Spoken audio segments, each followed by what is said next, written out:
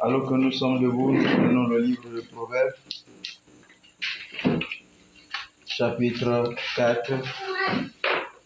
J'ai lu le verset 23. J'ai lu la parole de Dieu au nom du Seigneur Jésus-Christ.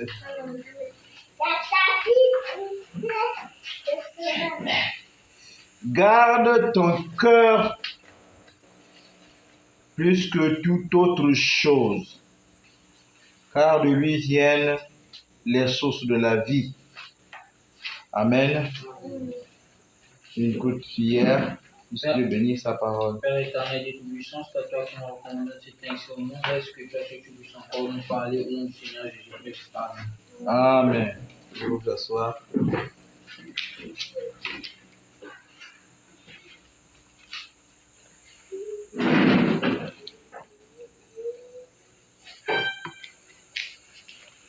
Nous voulons nous entretenir, n'est-ce pas, sur le cœur. Pourquoi j'ai choisi ce thème? Par rapport, n'est-ce pas, à ce que nous vivons. Tout ce que Dieu dit est la vérité. Et si nous manquons d'écouter ce que Dieu nous dit, n'est-ce pas, nous nous exposons nous-mêmes au danger. C'est une histoire que nous venons de vivre, n'est-ce pas, dans mon lieu de travail. Tout est parti de là, le cœur. Quand le cœur est touché, vraiment, c'est l'être. C'est une vie qui s'éteint. Alors ce passage nous dit quoi? Garde ton cœur plus que toute autre chose. Notre cœur, nous devons le garder plus que toute autre chose. Pourquoi? Dit la parole, car de lui, donc du cœur, viennent les sources de la vie. Car du cœur viennent les sources de la vie. Parlant du cœur, qu'est-ce que nous connaissons du cœur?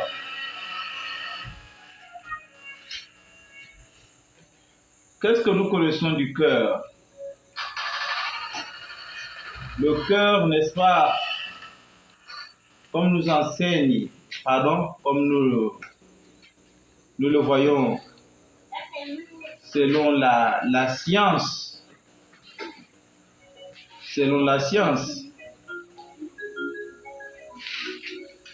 c'est un organe central essentiel à la vie.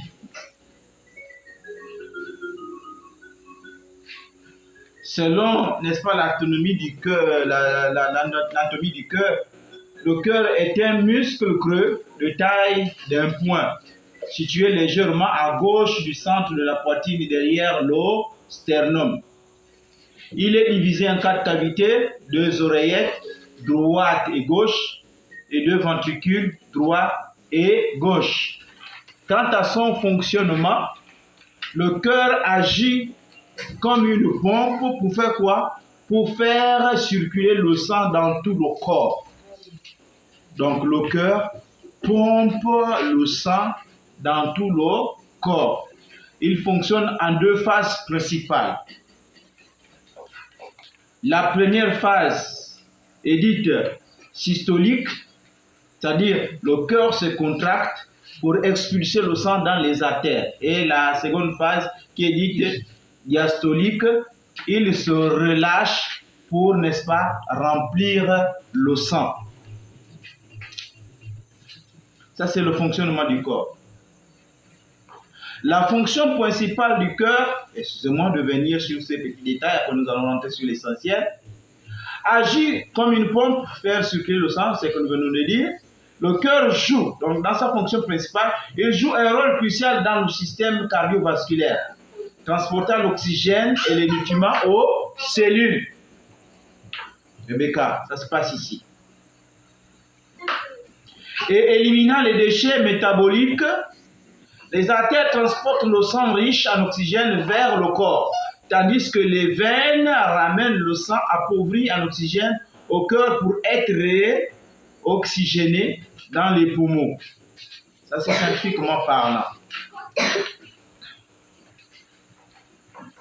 Maintenant, quant au symbolisme du cœur, le cœur ne se limite pas à son rôle biologique. Il est aussi un symbole puissant dans de nombreuses cultures. Il est souvent associé aux émotions, à l'amour, au courage et même à la spiritualité. Alors, nous rentrons ici maintenant dans notre passage principal. Dans Proverbe 4, 23, qui dit « Garde ton cœur plus que toute autre chose, car de lui viennent les sources de la vie. » Ce verset invite à quoi? À protéger nos pensées, nos émotions et nos valeurs, car il influence profondément notre vie et nos actions.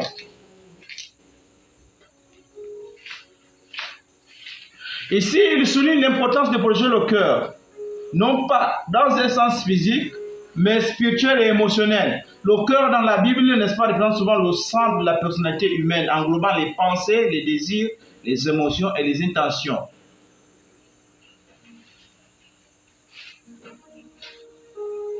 Pourquoi devons-nous garder notre cœur plus que toute autre chose? La Bible est claire. Parce que de lui viennent les sources de la vie.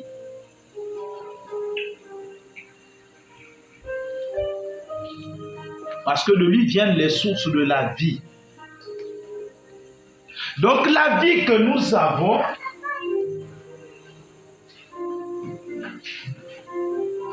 s'alimente quelque part.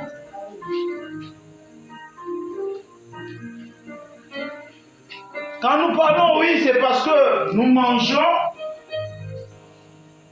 c'est bien. Mais la nourriture que nous mangeons, vous voyez, c'est pas le tubercule en tant que tel que le corps en a besoin. Non. Mais dans le tubercule, il y a ce qu'on appelle les nutriments. Et ce sont ces nutriments-là, n'est-ce pas, que le corps retire. N'est-ce pas? Pour, n'est-ce pas,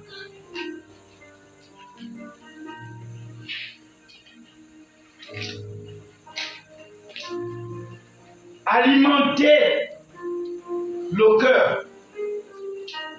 Parce que nous savons tous que la vie, la Bible nous dit que la vie est dans le sang. La vie est dans le sang. Et le sang, dans le corps, d'où il provient? Il vient du cœur.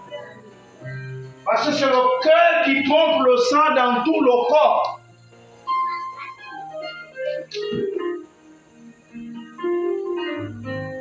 Le cœur. C'est le centre de la personnalité de l'être humain.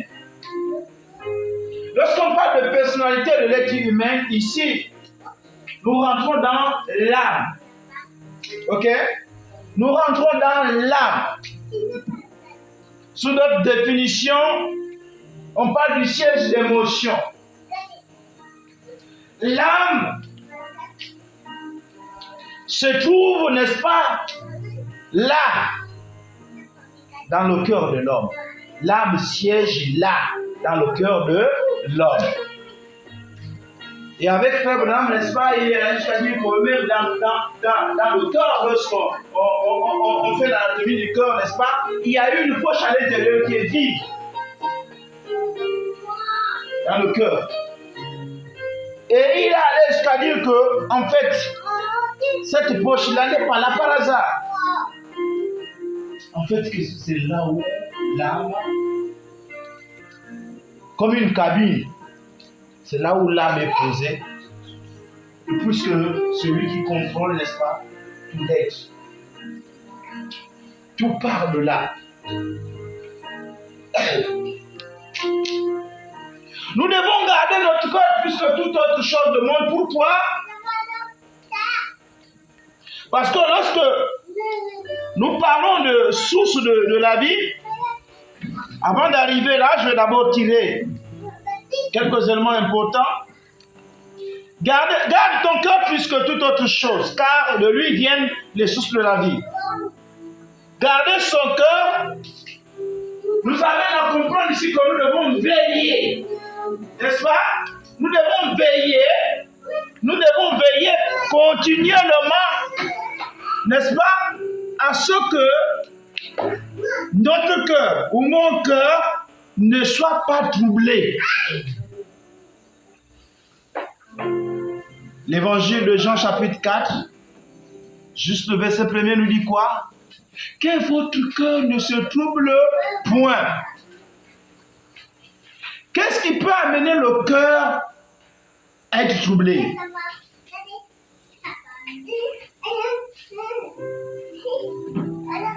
Jean chapitre 14, premier verset. Qu'est-ce qui peut amener le cœur à être dans le trouble?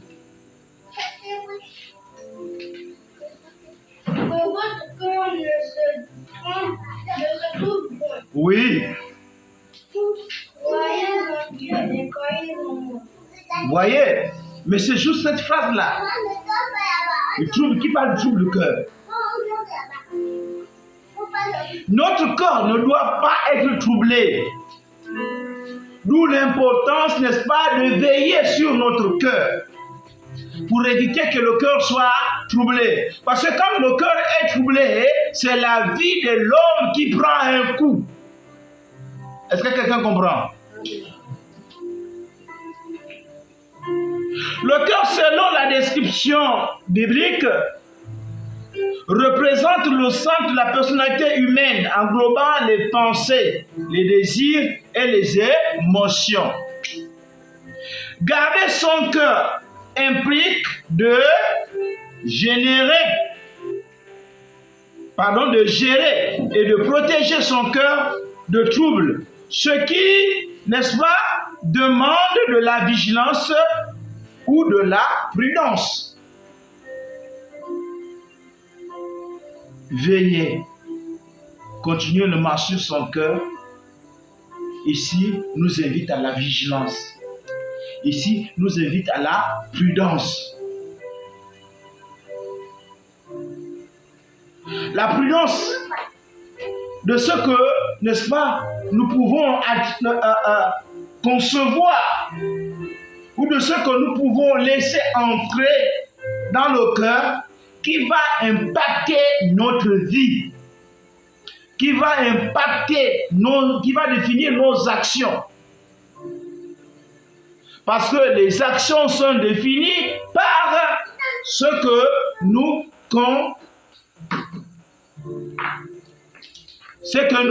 concevons, n'est-ce pas, dans nos cœurs. La Bible dit quoi? L'homme est tel que sont ses pensées. D'où viennent les pensées? Du cœur. Quand lorsque nos pensées influencent le cœur, n'est-ce pas, alors cette influence va amener, n'est-ce pas, entraîner des actions. L'homme va amener des actions et ces actions sont définies par ce que lui-même il a conçu dans le cœur.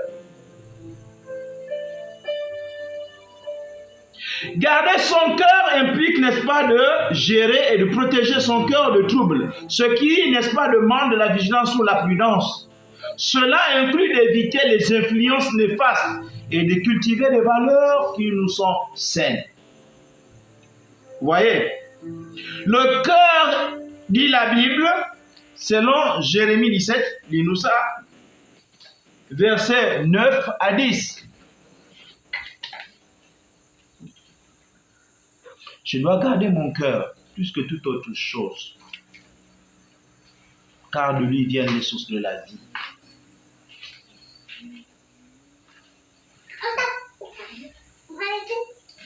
Le cœur. Jérémie 17, verset 9 et 10. Le cœur. Le cœur est tortueux. Le cœur est Tortueux. tortueux.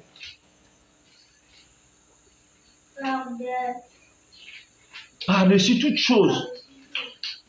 Oh mon Dieu, la lecture. Il est méchant. Qui peut le connaître? Qui peut le connaître? Qui peut connaître le cœur? Je me souviens, avec le gynécologue qu'on avait avant celui qui était parti, docteur Diallo, il disait toujours que quand il parlait du sang, il dit le sang est un inconnu, connu.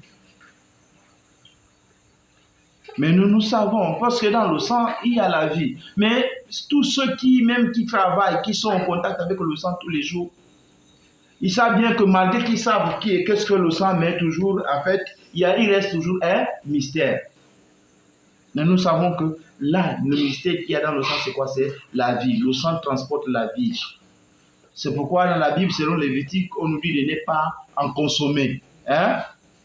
De ne pas en consommer. Pour les témoins de Jéhovah, ils ne peuvent pas faire transfusion de sang. Pour eux, c'est comme ça qu'ils ont interprété cela. Pourquoi? Parce que le sang ne doit pas être consommé. Mais sauver une vie, ce n'est pas consommer du sang. Donc, le cœur est tortueux et méchant.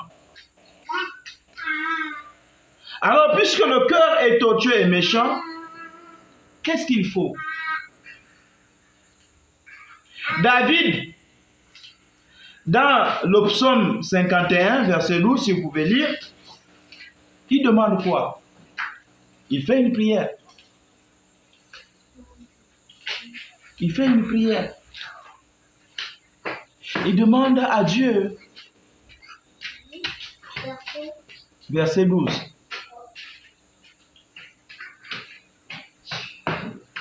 Oh Oh Dieu, crée en moi crée en moi un cœur pur. Crée en moi un cœur pur. C'est ce qui nous intéresse. Crée en moi un cœur pur. Un véritable chrétien, c'est quelqu'un qui doit avoir un cœur pur. Mon cœur doit être pur. Ton cœur doit être pur. Pourquoi? Matthieu 5, 18, Matthieu 5, 8 dit quoi? Parce qu'il est important d'avoir un cœur pur pour vivre une relation proche avec Dieu. Si ton cœur n'est pas pur, tu ne peux pas t'approcher de Dieu. Matthieu 5, verset 8. Heureux Ceux qui ont le cœur pur, car ils verront Dieu. Si ton cœur n'est pas pur, tu ne peux pas voir Dieu. C'est pourquoi nous devons garder notre cœur, plus que toute autre chose. Parce que si le cœur n'est pas pur, si le cœur devient impur, il n'y a plus de contact avec Dieu. Il n'y a plus de possibilité de voir Dieu. Le cœur. Et Luc 6, le verset 45, nous dit quoi? Luc 6, le verset 45, nous dit quoi?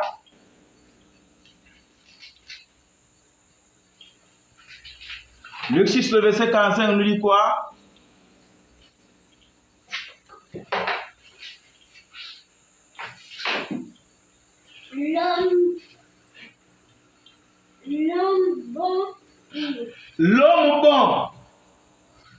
L'homme bon tire de bonnes choses. de bonnes choses.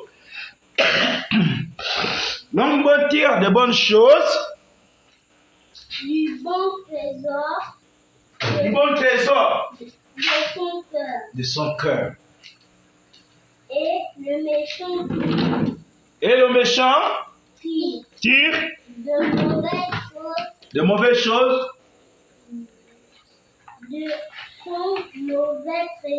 de son mauvais trésor. Car c'est de l'abondance l'abondance du cœur que la bouche parle. parle.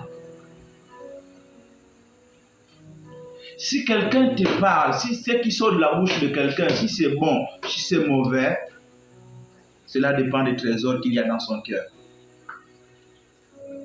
L'homme méchant tire le mauvais, du trésor qu'il y a dans son cœur. Quel est ce trésor? On parle de source de la vie. Une vie peut être positive comme elle peut être négative. Tout va dépendre, n'est-ce pas, du trésor qu'il y a dans le cœur. Qui va dépendre, n'est-ce pas, de la source qu'il y a dans le cœur. Qu'est-ce que tu tires de ton cœur? Qu'est-ce qui sort de ta bouche? C'est de l'abondance du cœur que la bouche parle.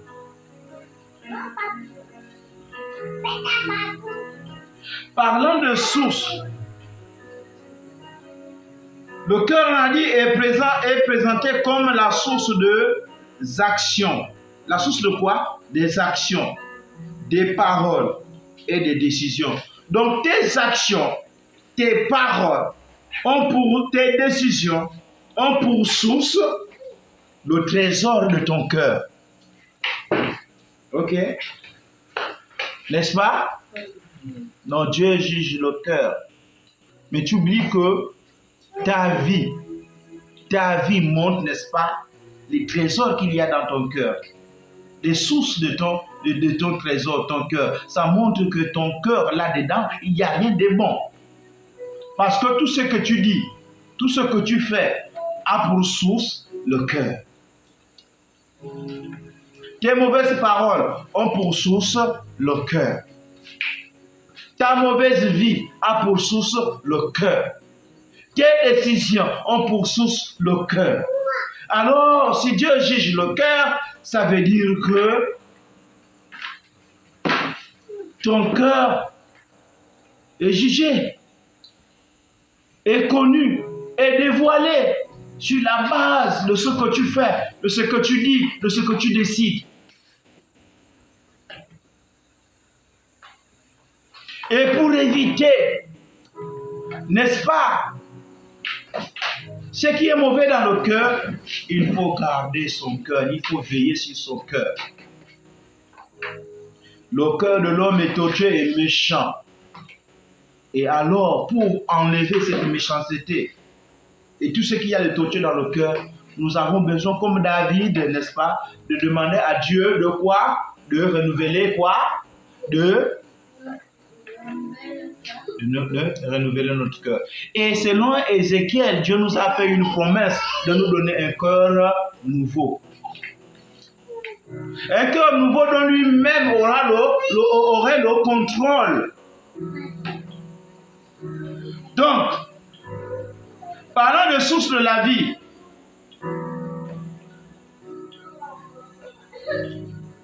ce que nous laissons entrer dans notre cœur influence nos comportements, influence notre manière de vivre.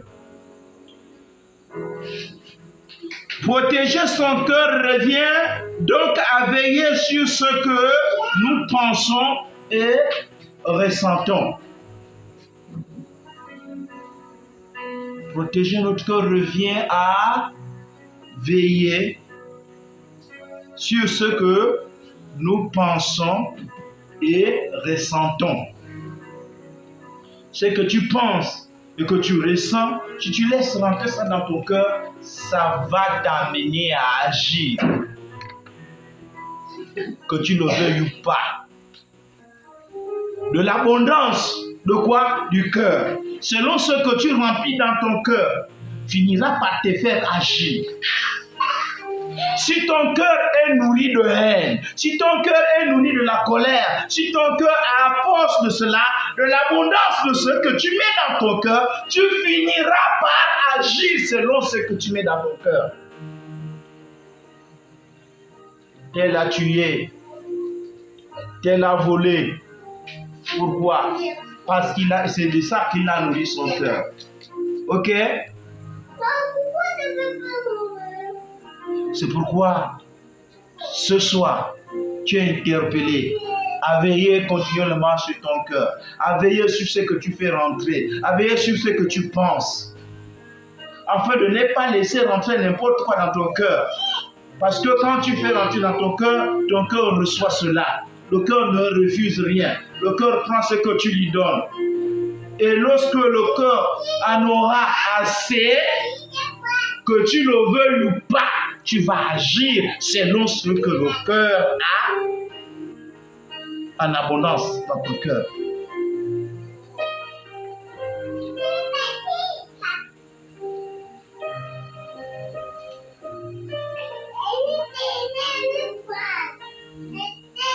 Nos pensées, nos intentions influencent nos choix et nos comportements.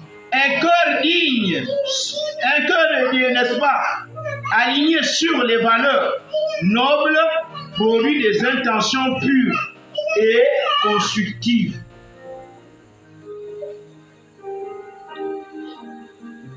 Je vais m'arrêter par là. Je vais arriver jusqu'à 30 minutes. Donc nos pensées influencent nos choix et nos comportements.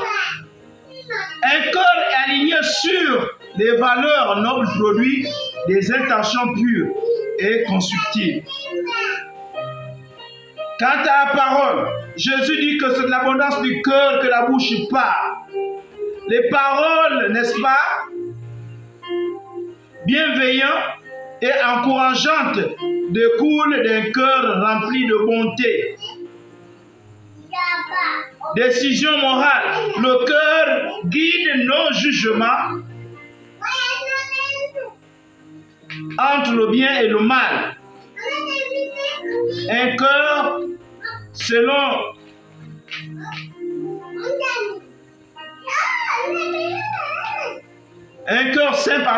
nous pousse vers des décisions droites et sages.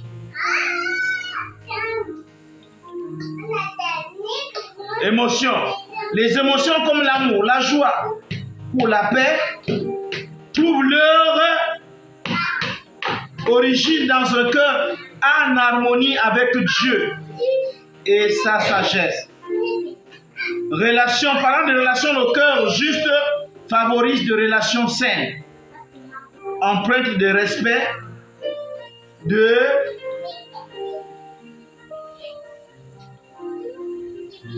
pardon et d'empathie. Un cœur juste favorise des relations saines. Mais si ton cœur est injuste, tu vas avoir pour relation des relations bizarres. Et pour résumer, le cœur est le centre de notre être intérieur, donc l'âme. Les sources de vie représentent toutes les dimensions de la vie qui découlent d'un cœur qui puise dans la sagesse, la vérité et la foi. Donc, notre cœur, nous devons le garder plus que toute autre chose. Pourquoi? Parce que si nous laissons entrer de n'importe quoi dans notre cœur, eh bien, avec l'abondance de cela, n'est-ce pas, notre bouche va commencer à exécuter cela. Est-ce que c'est de l'abondance de la bouche, de l'abondance du cœur que la bouche parle? Et nous savons que la langue, ce petit instrument qui est dans la bouche, la Bible dit, selon Jacques, dit que c'est le monde de l'iniquité. Donc la langue, c'est comme un feu. Même le feu, il arrive qu'on le maîtrise. C'est pourquoi la Bible dit que la bouche qui parle beaucoup ne manque pas de péché. Donc veillons à ce que notre cœur soit nourri de ce qui est sain. Veillons à faire que notre cœur soit rempli. N'est-ce pas? Que la parole de Dieu soit en abondance dans nos cœurs. Ne laissons pas, n'est-ce pas, ce que nos yeux voient ou ce que nos oreilles entendent, qui n'ont rien à voir avec la volonté de Dieu, n'est-ce pas, influencer notre cœur. Est-ce que quelqu'un comprend cela? C'est pourquoi ce soir, nous allons prier et demander à Dieu, n'est-ce pas, comme David, de nous donner un cœur pur. Amen.